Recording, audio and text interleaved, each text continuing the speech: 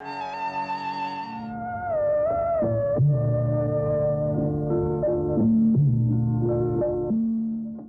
you very much. Seated on the dais, Union Minister for Information and Broadcasting, and our very dear friend, Colonel Rajyavardhan Rathore ji, Shri Surya Prakash ji, Rajiv ji, Panda ji, seated in front of me, a very esteemed friend and our academic sibling, Tarun Vijay ji, Sunil Arora ji, and of course, the man behind the show and who actually is responsible for having made me stand before you, our friend and Director General AIR, Fayaz Shahryar Saab.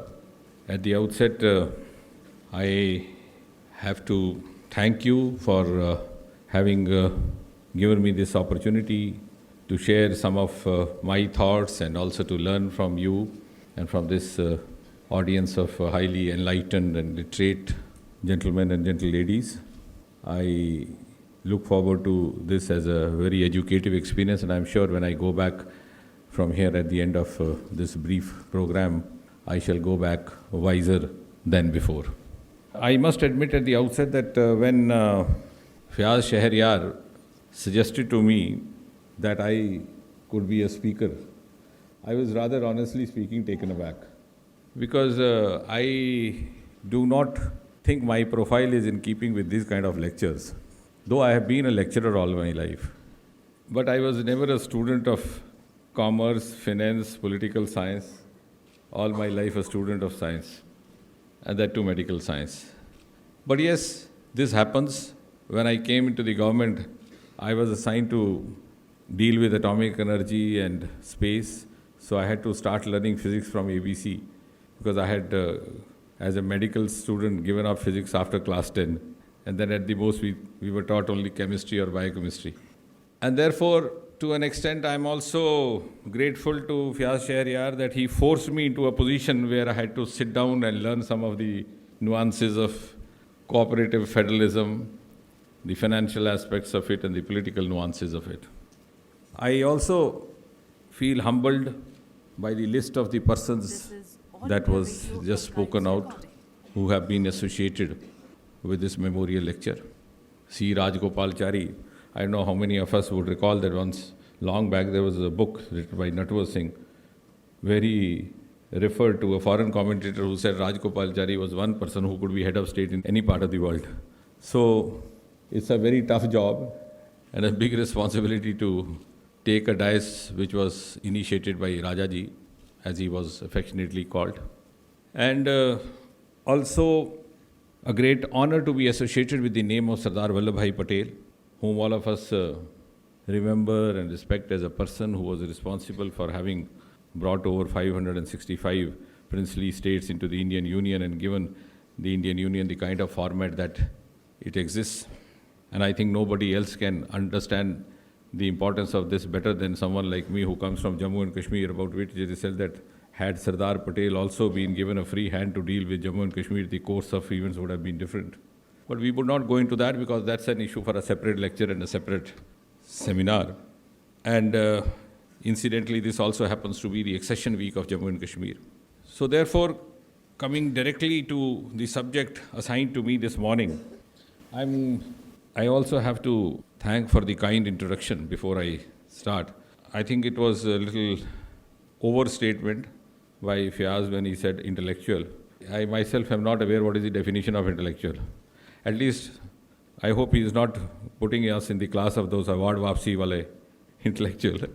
But nevertheless, we are not intellectuals, but we are thinkers. We keep bothering ourselves and bothering others with certain whatever comes to our mind, and then try to learn each moment, each day of our life. The lecture of mine has already been circulated. I am not sure whether you would have gone through that. And therefore, I would not bother you with reading out the entire script of it. I will just like to dwell on some of the salient features or some of the points which might be coming to me randomly, and which might have come to me during the course of these few minutes when I was listening to others. Because sometimes the circulated text loses its entirety when the discussion starts. I remember soon after I came back from my post-graduation and MD, and I was yet to be posted. I was asked to report to the Rashtrapati Bhavan, to be in the long queue of doctors which accompanies the president wherever he goes. And the president, incidentally, was Gyani Zail Singh ji. So I was the last in the queue as a young boy. I had nothing to do, just to watch from the wings. And we had to go to a university for a convocation. And when Gyani ji came on the dais, as was his individual style, he said, "वो तकरीर तो तकसीम हो गई है, so it can be assumed to have been read. If that be so, Fiaz साहब, my job is over, and we can go for tea." तो ज्ञानी जी ने कहा, नहीं, सिर्फ 1 मिनट रुक जाइए, पन्ना number 9 पलटिए. So everybody started doing that. इसका जो तीसरा पैरा है आखिर में, वो ना पढ़िएगा, वो गलत हो गया, बाकी पढ़ लीजिएगा. And then we can disperse. So like as you ask a child not to do something, it would deliberately do. Everybody started reading what it was. And then ज्ञानी जी said कि मैंने अपने सेक्रेटरी से कहा था कि मेरी तकरीर में महिला शिक्षा पर थोड़ा बल देना, परंतु यहाँ क्या हुआ कि PhD की सारी डिग्रियाँ बालिकाओं को ही मिली, तो ये थोड़ा पैरा गलत हो गया. So this is an opportunity also to correct what is being written in the text already. But having said that, I would say I would rather go outside the text and try to dwell on some of the random thoughts that occurred to me while being here or while on my way to this venue, or when Fiaz Saab asked me to dwell on this subject. The first thought that came to my mind was, I said, what would be the ideal definition of cooperative federalism in general? Maybe the subject was assigned to me in a certain context, the certain context of a certain nation or certain milieu. But otherwise, would it not be a natural instinct for any species, a human species or a society or a nation, to have a natural urge to live in an atmosphere of cooperation and coexistence? So would it not be something which should be coming naturally to every living being, if we do not get entrapped in the conditioning of the socio-political milieu in which the subject has been allotted? The same thought occurred to me in the beginning of this year when I was asked to speak on World Brotherhood Day to mark the day of Swami Vivekananda. And since sometimes the lectures are so much piled up that you get a time to think over it only when you are driving to the place. So the moment I reached there, I said, the first thought came to me, why should we have a discussion on brotherhood? Are we not brothers otherwise? Kauwa kauwe ka bhai, kutta kutte ka bhai, saab saab ka bhai. And do we have to remind ourselves that a human being is a human being's brother and he ought to live in a state of cooperation and a federalist coexistence? And then suddenly that occurred to me and I told them, I said, in college, we'd come across a verse by Ghalib and we dismissed it. कि भाई Ghalib तो कभी फलसफाना अंदाज में लिखते थे, कभी रोमानियत में, कभी दोनों मिक्स हो जाता था. But now I realize how much beyond times he had thought when he wrote कि बस के दुश्वार है हर काम का आसान होना, आदमी को भी मयस्सर नहीं इंसान होना. So it's not every individual's privilege and destiny to become a human being. If we had, then we possibly didn't have to debate on these subjects of living in cooperation or in coexistence. But be that as it may, as long as we do not evolve to that level of realization, possibly we need to have some kind of regulation for ourselves, some kind of law for ourselves, some kind of legislation for ourselves, some kind of binding for ourselves, some kind of a written dictum for ourselves. As Voltaire once said that if you don't have God, you might have to invent one. कि आपको डर लगा रहे, कोई देख रहा है ऊपर से. To discipline yourself. And therefore maybe we have to make it a part of the rule book that there is something called cooperative federalism, which I don't think should be also taken otherwise, because for a democracy like India, we are very young. We are just about 70 years. In the age of an individual, this appears to be a long lifespan, because when you are 50, 60, 70, and you subconsciously begin to realize, though you hate to believe, that your time is also coming to an end. And then you start thinking of so many things. कि जब निकले थे तो ये करने को सोचा था, अब सारा कुछ रह गया. But in the life of a nation, the lifespan is measured in centuries, in eras, yugon mein. And therefore this is even a small fraction. And therefore we are still evolving to a level where maybe the older democracies have already evolved and they might have lost the relevance of discussing these subjects.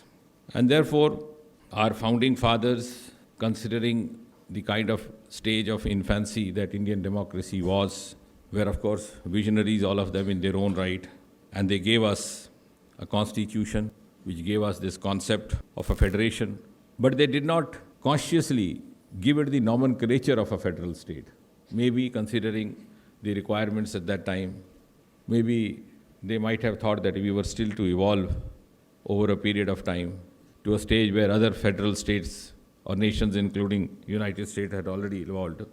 And therefore, I can, without being modest, take credit in saying that it was destined for this government and Prime Minister Modi to revisit the entire concept of federalism and give it the nomenclature of cooperative federalism and try to understand how best to go about with it. And to that extent, I can also say that just as Nehru's midnight arrival heralded a new era for India, when he said, when the entire world sleeps, India wakes, at the midnight of 1415, the twilight arrival of Narendra Modi at 6 p.m. on the 26th of May 2014, as I always say, could be described as a sunrise at sunset. Also because physically and literally it happened that all the television sets across the world got lit up, and there was so much light that it was virtually like a sunrise happening. And that marked the beginning of a new era. And maybe it was destined for a Prime Minister of this era and a government of this era to seek to revisit this subject, because I am trying to confine myself to the relevance of the contemporary context. Otherwise, we can go on and on.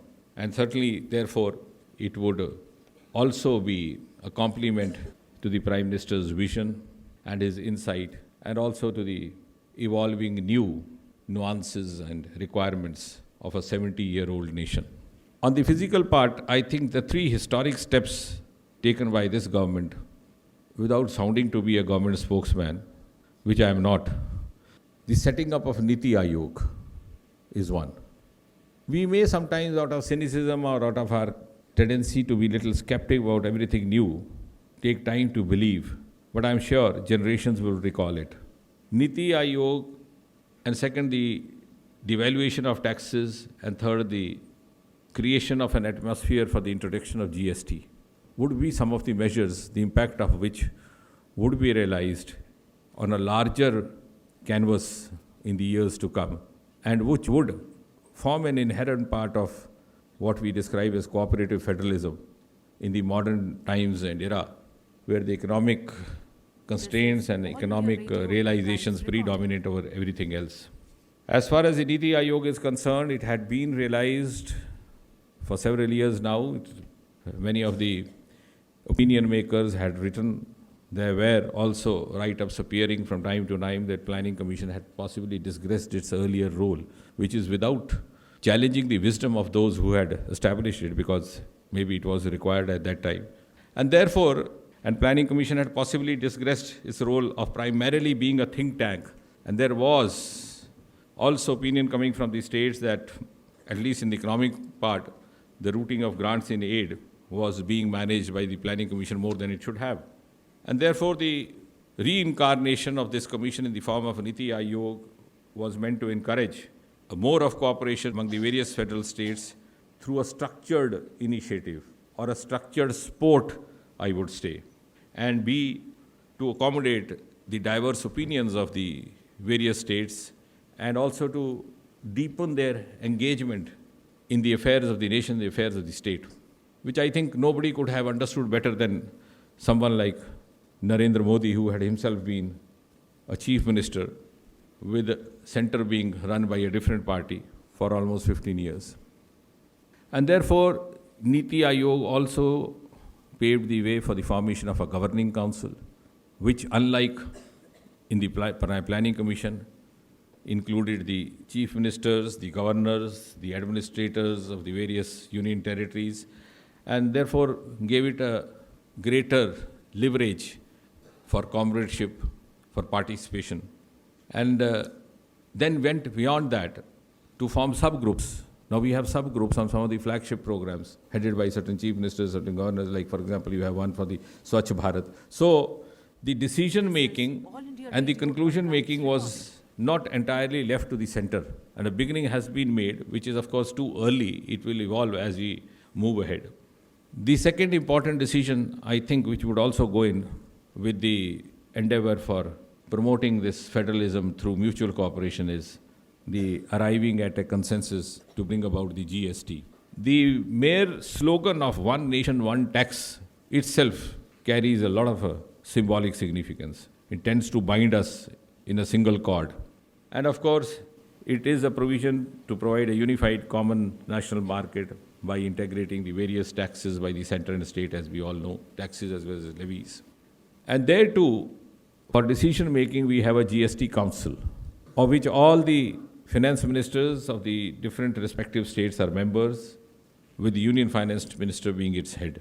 So again, it is not left to the center. And if you are not ready to believe instantly to the intentions of the government or the intentions of the makers of this concept, because we live in an era of evidence and we go by statistics and data, I think you would agree that the decision making has also been made statistical in GST Council. For any decision to be ratified, you need to have 3/4 of majority. And the vote share of the center is only 1/3 and that of the states is 2/3. So 1/3 vote of the center alone cannot also force a decision, nor can the 2/3 vote of state alone. So unless center and the states come on the same page, willingly or unwillingly, happily or unhappily, agreeing or disagreeing, no decision would happen. I think that should also be a reflection of the sincerity and the intention that has gone behind this. And the third aspect, as I said, in keeping with this concept was the acceptance of the 14th Finance Commission, leading on to an increase in the divisible pool of taxes from 32% to 42%. And earlier complaint was that the devolution of the divisible pool was accompanied by the reduction in the center's aid in grant. But in the last few months that this has been practiced, again going to the figures and statistics, the report is that not only there has been increased resources on the part of the states, there also rise in the capital expenditure, and as many I have in this lecture mentioned the data, statistics and the tables. 26 states of the country have recorded a rise in their total quantum, and therefore we have statistical reason to believe that even if it was an experiment to begin with, when we did so a year or so back, it was an experiment in the right direction. But beyond this economic aspect of it, and also the cooperative federalism, as is the title of the lecture assigned to me, I would, if you permit me, also add to it another term, that is of competitive federalism. And I think this kind of a healthy milieu of mutual cooperation in a healthy and a positive spirit also paves the way for a healthy competition, which in turn enables the individual states as well as the center to improve upon themselves at different levels. And going beyond this, I would say that if this experiment of cooperative federalism helps us to grow in the arena of competitive federalism and to become better than what we are as individual states and the center, this is going to be again a unique experiment in a democratic practice. And this might also be a reflection of Indian democracy coming of age. And this might be an experiment which could be emulated in other spheres of our activity as well. And therefore, I would, in the end, say that politically and socially, there is also a vindication of sorts for those of us who are part of this government. When this government was sworn in on the evening of 26th, the immediate reaction, because we are still evolving to that genre of specialized journalism. As we have in West, we have different sets, genre of economic journalists, different genre of war journalists. We in India still have majority of them as general journalists, which see through the prism of politics. And the immediate criticism that was forthcoming was that this was a government and this was a prime minister with a huge mandate and a huge majority, and therefore leave aside cooperative federalism, there will be no federalism at all.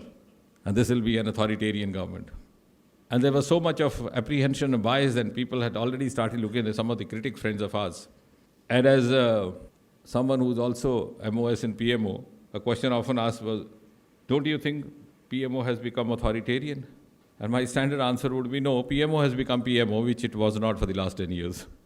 Because the authority was being exercised from another quarter, and the nation forgot what PMO is like. So I think with the kind of statistics and data which I have tried to place before you and also included in this book, is also a kind of vindication of the fact that the Prime Minister is a Democrat, and has also lived up to the government's commitment of Sabka Saath, Sabka Vikas, because this cooperative federalism is in fact also an inspiration of the philosophy of Sabka Saath, Sabka Vikas, and a capacity to accommodate diversities in a country as heterogeneous as India, and also realizing the dream of our founding fathers to usher in an era of peaceful, uniform growth for all, which I'm sure must have been the dream of our founding fathers, and the founding fathers of the nation as well as the founding fathers of the Constitution. All India Radio And Archives recording. to that extent, I think it would be reasonable to say that cooperative federalism, though as it sounds to be in our context and is often discussed in the contemporary context of India, is discussed more often than not, and maybe rightly so, in economic and financial terms, sometimes also in the political jargon. But I think in the long run, it would serve the purpose of proving to be a psychological binder among the different units of Indian Republic, the states, the union territories, the states, and the three-tier system of the center state and the local bodies. It will give us also a sense of belonging, a feeling of companionship, and above all, the confidence of being equal partners in the development of nation and development of the individual states. We are in a very initial phase of this experiment, but the statistics are encouraging. And I'm sure history will record this as a path-breaking initiative, both of Prime Minister Modi and both of this government. And cooperative federalism, because the history of nations is written in eras. Before independence, you had pre-war era, post-war era, relating to World War, then you have pre-independence, you have post-independence, and I'm sure when the history is written, there will be at least one chapter on the Modi era as well, and this would go down as a Modi doctrine when it gains wider acceptability. I am sure what has been written and stated before you would give you a cue for thought and would also enable us to receive some more valuable cues to improve upon this initiative and to improve upon the concepts that this government is trying to commit itself. Thank you very much once again.